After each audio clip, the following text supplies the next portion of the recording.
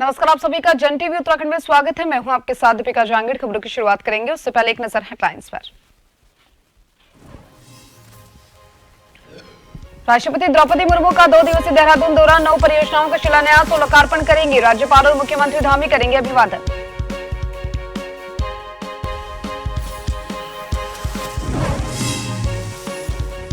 हल्द्वानी में छात्र नेता पेट्रोल लेकर चढ़े छत पर, कुल सचिव का पत्र आने पर उतरे नीचे। एमबीपी पीजी कॉलेज में छात्र संघ चुनाव कराने की मांग।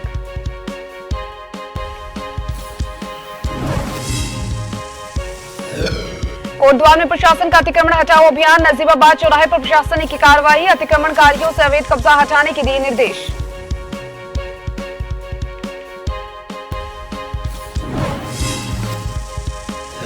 ठग गिरोह पर पुलिस का शिकंजा, पुलिस ने 3 आरोपियों को दिल्ली से किया गिरफ्तार। प्रॉपर्टी डीलिंग के नाम पर की 45 लाख की ठगी।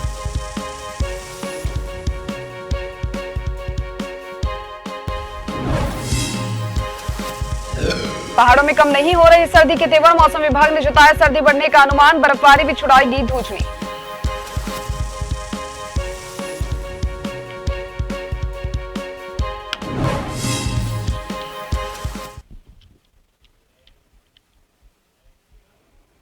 राष्ट्रपति द्रौपदी मुर्मू का आज देहरादून दौरा है। दोपहर 3 बजे पहुंचने का उनका कार्यक्रम है। राष्ट्रपति 9 परियोजनाओं का शिलान्यास और लोकार्पण करेंगी।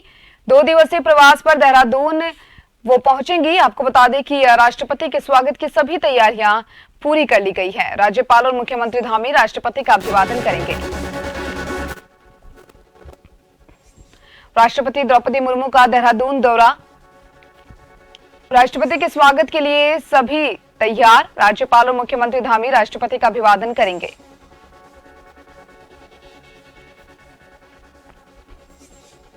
दोपहर 3 बजे उनका पहुंचने का कार्यक्रम है। 2 दिवसीय दौरे पर देहरादून राष्ट्रपति द्रौपदी मुर्मू 2 दिवसीय प्रवास पर देहरादून पहुंचेंगे राष्ट्रपति के स्वागत की सभी तैयारियां पूरी।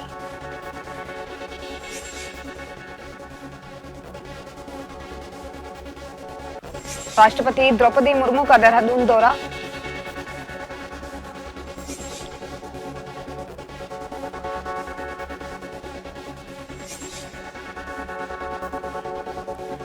राष्ट्रपति के दौरे को लेकर ज्यादा जानकारी के लिए मेरे साथ bureau chief Ehsan Pant phone line पर जुड़ चुके हैं। एहसन पंत, राष्ट्रपति द्रौपदी मुर्मू का 2 दिवसीय देहरादून दौरा है, क्या कुछ तैयारियां उनके दौरे को लेकर पूर्ण कर ली गई है? बिल्कुल, आपको बताना चाहूंगा, राष्ट्रपति का 2 दिवसीय उत्तराखंड दौरा आज से शुरू हो रहा है और जबकि सभी तैयारियां राज्य सरकार ने और जिला प्रशासन ने पूरी कर ली है, जिसके लिए बकायदा 2 दिवसीय दौरे पर राष्ट्रपति द्रौपदी मुर्मू आज उत्तराखंड पहुंचेंगी और तकरीबन 3:40 का समय निर्धारित किया गया है, जहां पर वो विशेष विमान के जरिए जौलीग्रांट एयरपोर्ट पहुंचेंगी और जौलीग्रांट एयरपोर्ट पर बतौर मुख्यमंत्री पुष्कर सिंह धामी और राज्यपाल लेफ्टिनेंट जनरल गुरमीत सिंह उनके अभिवादन के लिए तैयार रहेंगे। और राष्ट्रपति का काफिला या राष्ट्रपति जब पहुंचेंगे जौलीग्रांट पर, उसके बाद MI-17 के जरिए यानी विशेष हेलीकॉप्टर के जरिए GTC हेलीपैड जो राजभवन और मुख्यमंत्री आवास से कुछ ही मीटर की दूरी पर है, वहां पर उतरेंगी और वहां से सड़क मार्ग से यानी काफिले से वो आशियाना जो राष्ट्रपति का आवास है वहां पर जाएंगी और इसके अलावा दूसरी वैकल्पिक व्यवस्था के तौर पर राजभवन जाएंगी, यानी राजभवन में आज विश्राम भी करेंगी और इसके अलावा मुख्यमंत्री आवास में जो सांस्कृतिक संध्या का एक आयोजन किया जाएगा, जिसमें राष्ट्रपति का अभिवादन उत्तराखंड की ओर से राज्यपाल और उत्तराखंड के मुख्यमंत्री आज करने वाले हैं, उसकी भी सभी तैयारियां उत्तराखंड के मुख्यमंत्री पुष्कर सिंह धामी के आवास में हो चुकी है। जहां तक सुरक्षा का सवाल है तो सुरक्षा चाक चौबंद व्यवस्था है।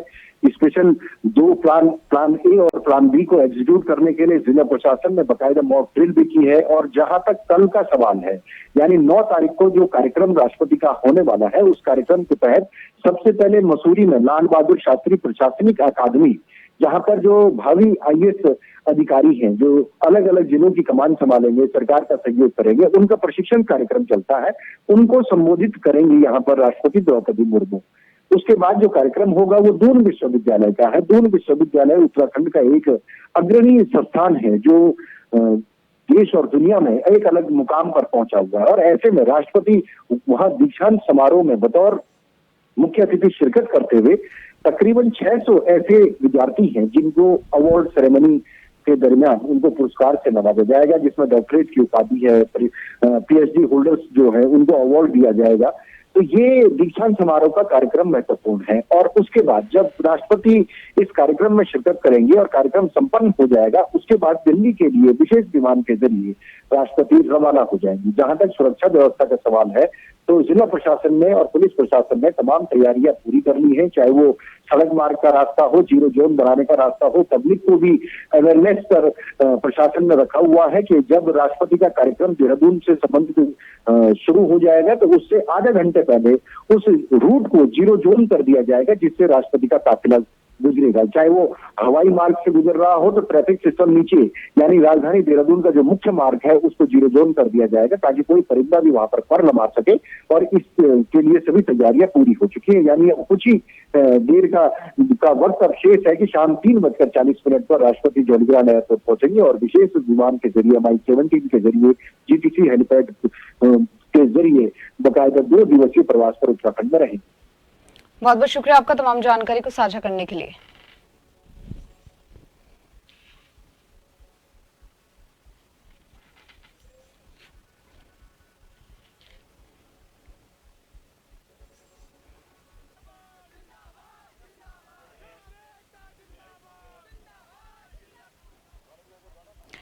MVPG कॉलेज में छात्र संघ चुनाव कराने की मांग को लेकर छात्र कॉलेज की छत पर चढ़ गए। छात्र नेता गौरव सम्मल प्राचार्य कक्ष की छत पर पेट्रोल से भरी बोतल लेकर चढ़ गया, जिससे मौके पर हड़कंप मच गया। इसके बाद कॉलेज प्रबंधन ने आगामी 24 दिसंबर को छात्र संघ चुनाव कराने के आदेश दे दिए।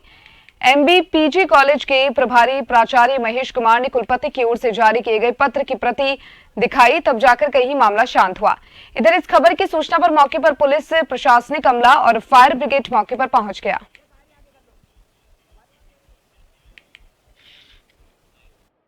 लेटर लेके आए हैं 24 तारीख की को बहाल करने हेतु हम छत के ऊपर चढ़े थे, और अगर आज चुनाव की डेट नहीं आती तो हम आत्मदाह करने के बाध्य होते। जब आज हमारे संघर्ष की जीत हुई है, आज चुनाव की डेट आ चुकी है, तो हम सब छात्र एकता की जीत हुई है, छात्र नेताओं की जीत हुई है। कोटद्वार में अतिक्रमण हटाने को लेकर स्थानीय प्रशासन द्वारा लगातार संयुक्त अभियान चलाया जा रहा है। 80 क्रम में नजीबाबाद चौराहे पर फल सब्जियां रेडी वालों पर प्रशासन ने कार्रवाई की। प्रशासन ने जिन स्थानों पर अतिक्रमण और अवैध कब्जे सरकारी संपत्ति पर किए गए उनको चिन्हित कर अतिक्रमणकारियों से अवैध कब्जा तत्काल हटाने के निर्देश दिए।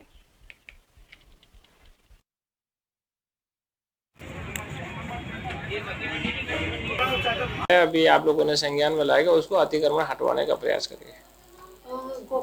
देखिएगा उसमें हमारे पुलिस के साथ सहयोग के द्वारा मतलब अतिक्रमण हटाए जा रहे हैं। उसमें सारे हमारे शहर में एक अतिक्रमण जितने भी खोगेज हैं, खोगेज की एक सूची बना रहे हैं, करीबन 400-500 खोगेज की सूची है। उसमें एक बार मतलब पूरा व्यापक अतिक्रमण हटाने का कार्यक्रम है। नहीं, पूरे खोगों वालों की एक सूची बना रही है। तो वही कोटद्वार में पुलिस ने लाखों की ठगी करने वाले गिरोह के 3 आरोपियों को दिल्ली से गिरफ्तार कर लिया है। प्रॉपर्टी डीलिंग के नाम पर एक व्यक्ति से 45 लाख की ठगी की गई। व्यक्ति ने जिसकी सूचना कोटद्वार थाने में दी, जिसके बाद मामला एसएसपी पौड़ी श्वेता चौबे के संज्ञान में आया और एसएसपी पौड़ी के निर्देश पर साइबर पुलिस जांच में जुट गई। बता दें आपको कि 2 महीने पहले कोटद्वार निवासी ज्ञानेंद्र अग्रवाल द्वारा कोतवाली में मुकदमा दर्ज करवाया गया था। किसी ने फर्जी प्रदीप सिंह बनकर और नकली दस्तावेज बनाकर उनके साथ 45 लाख रुपए की ठगी की है और फरार हो गए, जिसके बाद साइबर सेल की टीम जांच में जुट गई। मुखबिर की सूचना पर फरार चल रहे गिरोह के 3 आरोपियों को दिल्ली से गिरफ्तार कर न्यायालय में पेश किया गया है।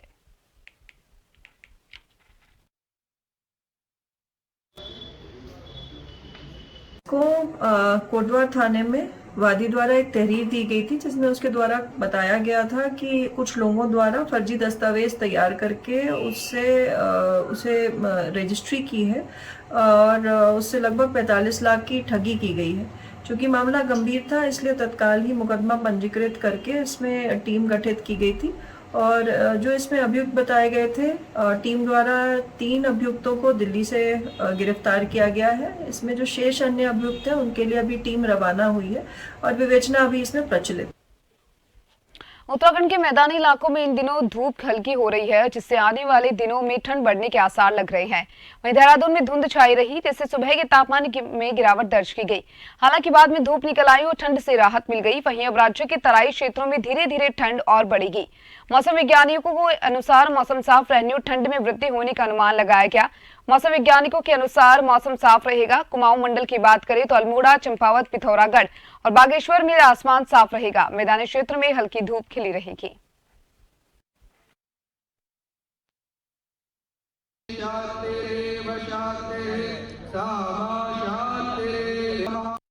मार्केट रीडेवलपमेंट प्रोजेक्ट का शिलान्यास किया। सीएम ने विधि विधान और पूजा अर्चना के बाद मार्केट का शुभारंभ हुआ। यह परियोजना 257 करोड़ की है और इस दौरान कैबिनेट मंत्री प्रेमचंद अग्रवाल और सुबोध उनियाल भी मौजूद रहे। दरअसल दुकानें हटने के बाद से विधिवत काम शुरू हुआ।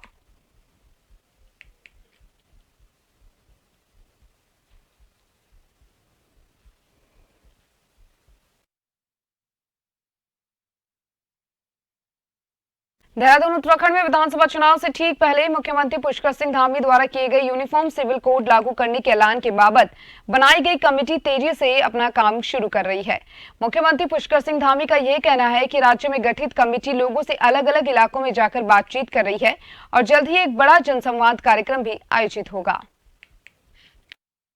देखिए, कोई भी काम है तो निश्चित रूप से उसमें सभी लोगों की सहभागिता हो, सबके विचार आएँ और स्टॉक होल्डर से भी बात हो। उसको लेकर जो कमेटी हमने यहाँ बनाई थी वो कमेटी लगातार काम कर रही है और जन संवाद जगह जगह पर कर रही है। स्टेक होल्डरों से भी बात हो रही है और साथ ही साथ एक बड़ा जन संवाद का कार्यक्रम प्रस्तावित भी है उनका, उसमें सभी लोगों के सामने रखेंगे। इसके पीछे हमारा हेतु है कि इस समान नागरिक संहिता के उत्तराखंड में लागू हो जाने के बाद एक प्रकार की सरलता आएगी और जो कानून है वो सभी के लिए एक समान बन जाएगा। खबरें लगातार जारी है, जल्द लौटेंगे ब्रेक के बाद।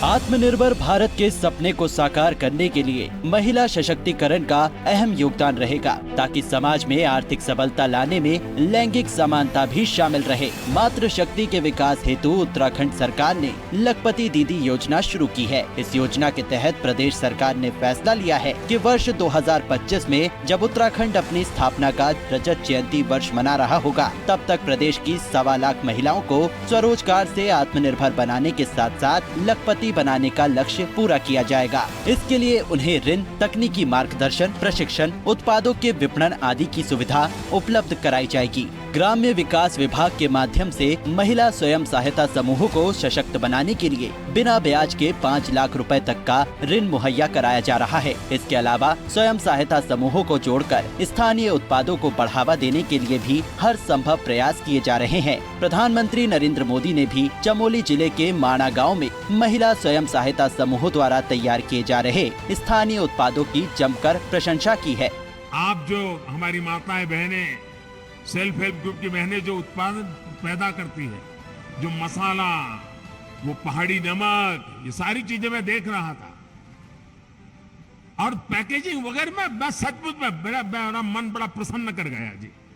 माताओं बहनों को प्रणाम करता हूँ, क्या बढ़िया काम किया आपने। इन महिलाओं को प्रोत्साहन देने हेतु प्रधानमंत्री ने उत्तराखंड आने वाले पर्यटकों और तीर्थ यात्रियों से अपील की है कि वे संपूर्ण यात्रा व्यय में से 5% हिस्सा स्थानीय उत्पादों की खरीदारी में खर्च करें। मुख्यमंत्री धामी ने स्वयं सहायता समूह के माध्यम से एक वर्ष में 1 लाख रुपए से अधिक की आय अर्जित करने वाली महिलाओं को लखपति दीदी के रूप में सम्मानित किया है। लखपति दीदी योजना से खुलेंगे समृद्धि के द्वार। महिला सशक्तिकरण को तत्पर उत्तराखंड सरकार।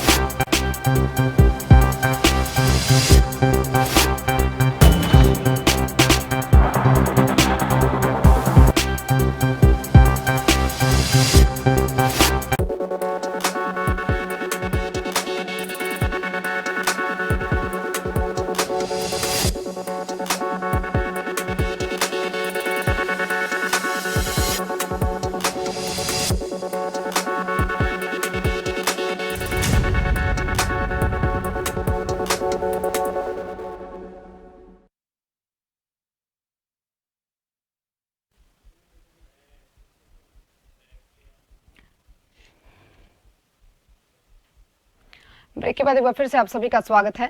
उच्च शिक्षा में शिक्षा की गुणवत्ता को सुधारने के लिए 2 दिवसीय चिंतन शिविर का आयोजन किया गया और इस चिंतन शिविर में प्रदेश के सभी विश्वविद्यालयों के कुलपति और महाविद्यालयों के प्राचार्य मौजूद रहे। इस दौरान मुख्यमंत्री पुष्कर सिंह धामी, उच्च शिक्षा मंत्री धन सिंह रावत और NAAC के डायरेक्टर भी मौजूद रहे। चिंतन शिविर का उद्देश्य सभी विश्वविद्यालयों और कॉलेजों में शिक्षा की गुणवत्ता को सुधारना है, जिसमें NAAC के प्रत्यायन के लिए भी कार्यशाला आयोजित की गई। वहीं उच्च शिक्षा मंत्री धन सिंह रावत ने भी कहा है कि शिविर में 12 सत्र आयोजित किए जाएंगे, जिनमें अलग अलग विषयों पर मंथन होगा। साथ ही शिविर में यह भी तय किया जाएगा कि जब उत्तराखंड 25 वर्ष का हो तो उच्च गुणवत्ता की शिक्षा यहाँ पढ़ने वाले छात्रों को मिल सके।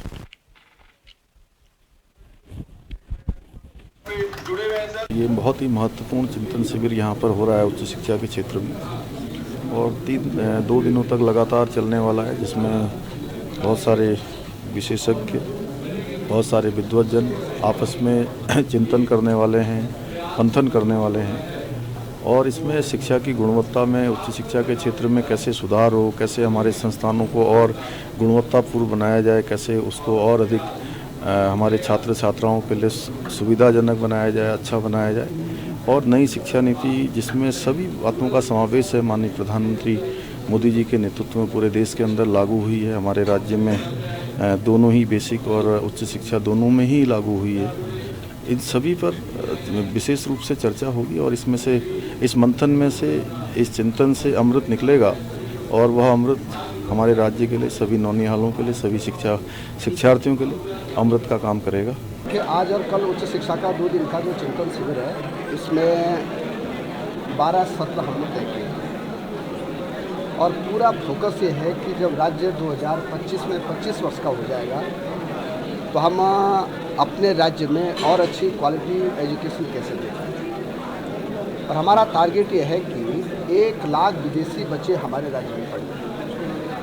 हमारे जो कॉलेज और विश्वविद्यालय हैं वो देश और विश्व की रैंकिंग में कैसे आए और हर कॉलेज को और हर विश्वविद्यालय को नैक कराना अब अनिवार्य है। 180 दिन पढ़ाई जरूरी है और अब हम ये भी तय कर रहे हैं कि सत्र में हम साल के शुरू में पूरे 365 दिन का कैलेंडर प्रकाशित करेंगे।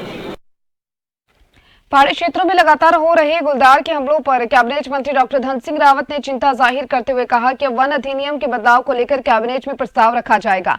कहा कि पहाड़ी क्षेत्रों में गुलदार के बढ़ते हमलों को देखते हुए सकारात्मक निर्णय लेने की आवश्यकता है। वे स्वयं वन मंत्री से इस विषय में बात कर चुके हैं। साथ ही वन अधिनियम के बदलाव को लेकर कैबिनेट में प्रस्ताव को प्रमुखता से रखा जाएगा।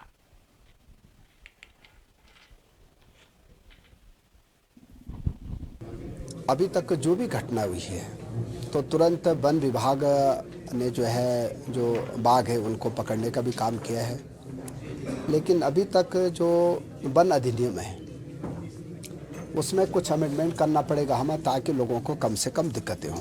तो मुझे लगता है कि उसको कैबिनेट में लाने की भी बात चल रही है और वन मंत्री से मैंने भी खुद बात की है और अभी ये भी बात आ रही है कि भाई हम थोड़ा सी वन विभाग में जितने कार्मिक हैं उनकी गश्त भी बढ़ाई जाए। चंपावत जनपद के टनकपुर नगर पालिका में हुई पर्यावरण मित्रों की हड़ताल को लेकर एसडीएम हिमांशु कपलटिया ने अधिकारियों के साथ बैठक की है, जिसमें विभागों के बीच होने वाले विवादों पर विचार किया गया। साथ ही पर्यावरण मित्रों की समस्याओं के निवारण की पहल की गई। हिमांशु कपलटिया ने जानकारी देते हुए बताया कि सभी मुद्दों को जल्द ही सुलझा लिया जाएगा।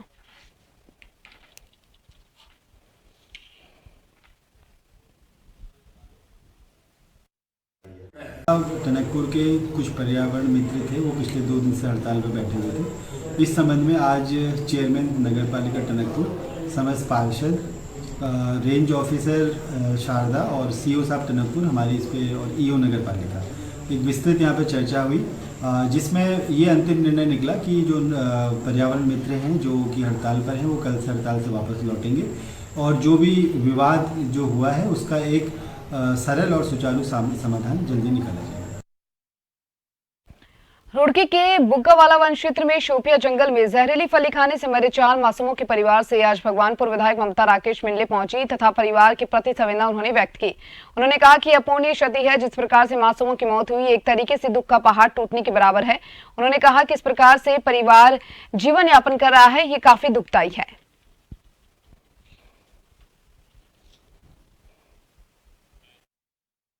मुझे पता चला था कि 4 बच्चे जंगली फली खाने से मौत हो गई उन बच्चों की, तो उनके परिजनों से मैं मिलने के लिए आई थी।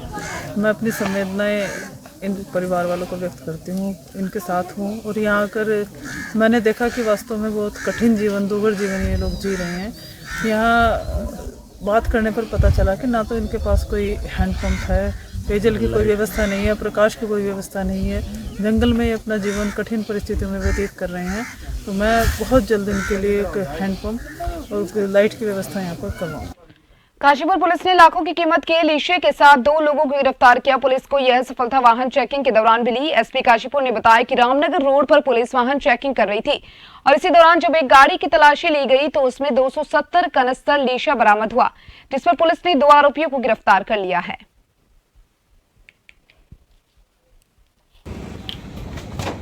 कल एक संदिग्ध वाहन दिखा, ट्रक, जिसको रोक करके जब उसकी चेकिंग की गई तो उसमें एक बॉक्स नुमा बना करके और उसमें कुछ चीज़ों को कर्टन किया गया था, जिसमें 270 कनस्तर की पेटियां थी। जब उनसे उसके बारे में जानकारी करी गई तो वो संदिग्ध जो थे हमारे, ये संतोषजनक जानकारी नहीं दे पाए। तो 1-2 पेटियों को खोल के देखा गया तो ऐसा पता चला कि ये लीसा है और ये लोग ऋषिकेश से किसी व्यक्ति का नाम बताया, उससे लेकर के आ रहे थे। और वन विभाग की टीम को भी हमने इसमें सूचना दी। चूँकि यह किसी तरीके का कोई कागज या अनुमति नहीं दिखा पाया हमें, तो लिहाजा हमने इसमें 26/52 वन अधिनियम के अंतर्गत मुकदमा पंजीकृत किया। उत्तम शुगर मिल पर घटतौली और किसानों को समय पर पर्ची न मिलने का आरोप लगाते हुए भारतीय किसान यूनियन तोमर गुट ने जिलाध्यक्ष विकेश बालियान के नेतृत्व में मंगलौर के उत्तम शुगर मिल के गेट सामने धरना प्रदर्शन किया, जिसमें भारतीय किसान यूनियन तोमर गुट के सैकड़ों किसान पहुंचे। वहीं प्रदर्शन के दौरान भारी पुलिस बल भी तैनात रहा। वहीं इस मौके पर भारतीय किसान यूनियन तोमर गुट के जिलाध्यक्ष विकेश तोमर ने शुगर मिल प्रशासन पर आरोप लगाते हुए कहा कि शुगर मिल लगातार गन्ने की तलाई पर जुटी हुई है। जो किसान आज आए थे ना, ये धरने पे नहीं, कल मिलने आए थे। इनकी समस्या मेन जो है पर्ची को लेके थी, पर्ची इंडेंट को। तो हमारा मानना ये है पर्ची इंडेंट में जो थोड़ा बढ़ा दिया गया इससे किसानों के अनुसार, बाकी समानुपातिक सभी का बढ़ाया गया, किसी एक का नहीं, सभी का इंडेंट बढ़ा दिया गया। जैसे जैसे फैक्ट्री खपत बढ़ रही है उस हिसाब से हमें इंडेंट जारी रहेगा, डेली इंडेंट जाता रहेगा। नहीं, घटतौली का तो निराधार है, वो तो मौके पर कह रहे थे कि भाई वहाँ ऐसा देखा गया है, परंतु कांटा जांच उपरांत ही पता लगता है तो घटतौली का तो ना, ऐसे घटतौली नहीं है। लक्सर विकासखंड में खंड विकास अधिकारी व ब्लॉक प्रमुख हर्ष कुमार दौलत के नेतृत्व में ग्राम प्रधानों, क्षेत्र पंचायत सदस्यों की बैठक आयोजित की गई, जिसमें लक्सर विकासखंड क्षेत्र से अलग अलग विभागों के अधिकारी गण शामिल हुए, जिन्होंने ग्राम प्रधानों, क्षेत्र पंचायत सदस्यों को सरकार द्वारा चलाई जा रही योजनाओं की जानकारी दी। लक्सर ब्लॉक प्रमुख हर्ष कुमार दौलत ने बताया कि बैठक में सरकार द्वारा चलाई जा रही योजनाओं के बारे में भी ग्राम प्रधानों और क्षेत्र पंचायत सदस्यों को विस्तार पूर्वक जानकारी दी गई।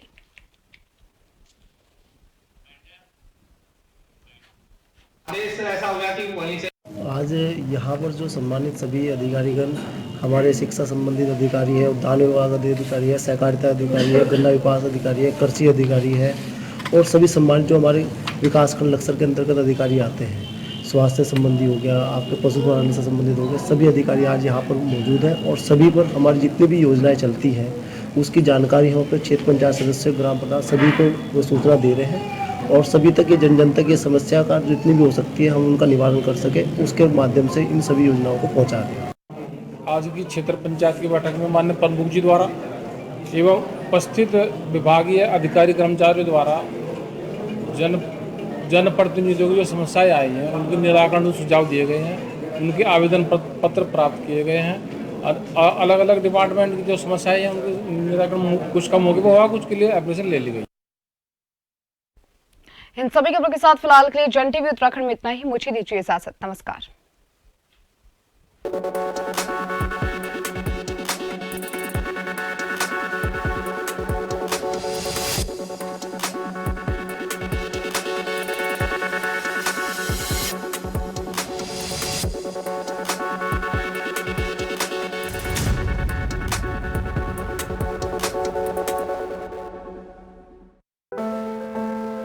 घर घर की बेटियों को शिक्षित और सशक्त बनाने के लिए केंद्र सरकार की बेटी बचाओ बेटी पढ़ाओ महाअभियान ने देश के सभी राज्यों को प्रेरित किया है। इसी कड़ी में प्रदेश की बेटियों के प्रति उत्तराखंड सरकार ने भी सार्थक पहल की है, जिसका अनुपम उदाहरण है नंदा गौरा कन्याधन योजना। इस योजना के अंतर्गत गरीबी रेखा से नीचे आने वाले परिवारों की कन्या के जन्म से लेकर उनकी शिक्षा और विवाह तक राज्य सरकार हर कदम पर उनके साथ खड़ी रहती है। बेटी के जन्म पर 11,000 रुपए की सहायता राशि, 12वीं पास करने वाली बालिकाओं को 51,000 रुपए की सहायता राशि, 51,000 रुपए की राशि को 5 साल की अवधि के लिए फिक्स्ड डिपॉजिट, 5 साल की अवधि पूर्ण होने पर 75,000 रुपए की राशि की सुविधा दी जाती है। प्रदेश के मुख्यमंत्री पुष्कर सिंह धामी ने नंदा गौरा कन्याधन योजना के अंतर्गत प्रदेश की लगभग 82,000 लाभार्थी बालिकाओं के खाते में 323 करोड़ 22 लाख रुपए की धनराशि डिजिटल माध्यम से ट्रांसफर की। 2017-18 सत्र की 5,310 बालिकाओं,